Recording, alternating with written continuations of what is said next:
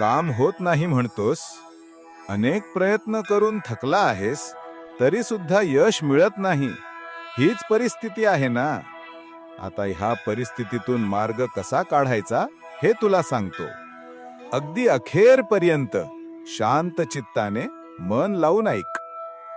खूप वर्षांपूर्वी एका विद्वानाने दोन व्यक्तींची कष्टांची मानसिकता तपासण्यासाठी त्यांना जिथे काहीच मिळत नाही अशा एका छोट्याशा गावाजवळून साखर आणायला सांगितली.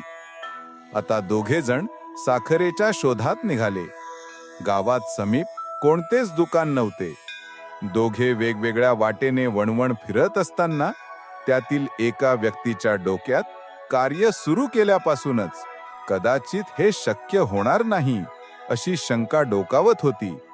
तरीही फक्त मिळणाऱ्या पैशांच्या मोहापायी नकारात्मक विचार घेऊन तो वणवण भटकत राहिला. पण दुसरा मात्र खरा मेहनती होता.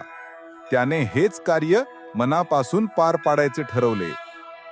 मग त्याचे परिणाम काहीही असले तरी प्रामाणिक कष्टातून कार्य संपन्न व्हावे म्हणून तो झटत राहिला आणि सकारात्मक मानसिकतेने वणवण फिरत राहिला.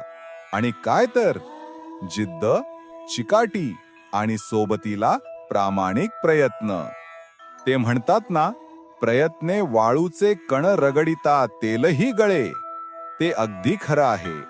आणि म्हणूनच या दुसऱ्या इसमाला प्रचंड प्रयत्न करून ती गावची वेस ओलांडून अखेर एका ठिकाणी ती साखर मिळालीच. आता ह्यातून तुला काय कळलं?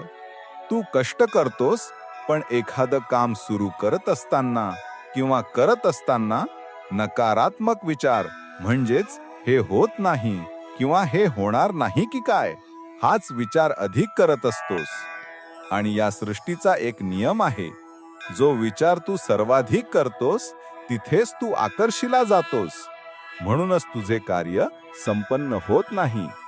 त्यामुळे ह्यापुढे कुठलेही कार्य करत असताना हा विचार ठेव, हे होणार आहे आणि ते उत्तमच होणार आहे असं मनाशी ठरवून प्रामाणिकपणे काम करत राहा.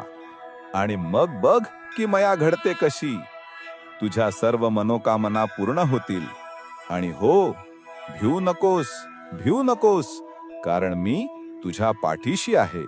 भिवू नकोस, मी तुझ्या पाठीशी आहे.